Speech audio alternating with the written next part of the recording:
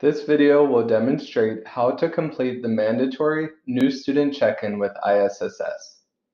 First, go to global.rutgers.edu and click the R Global login in the top menu.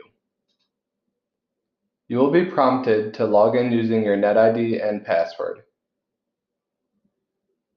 The R Global portal is where you can submit all requests and required e-forms to ISSS throughout your time at Rutgers.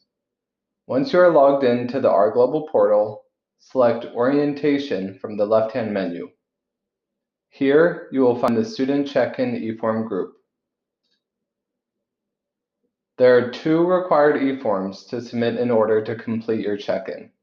The first is the Address and Contact Information e-form, and the second is the Document Check e-form.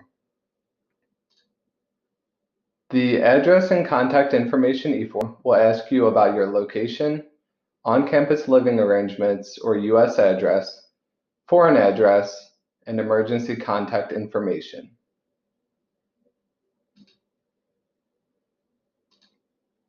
The Document Check e-form will ask you for your required immigration documents, including your student visa stamp, your passport biographical page, and your I-94. To retrieve your I-94, you can use the link on the e-form. On the I-94 website, you click Get Most Recent I-94 in the top menu.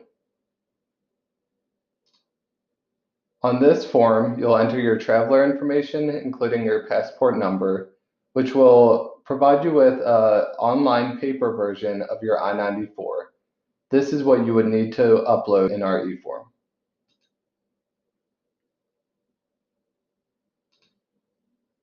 Once you have submitted both e-forms, the status will change from required to pending. This means you have successfully submitted the e-forms to our office.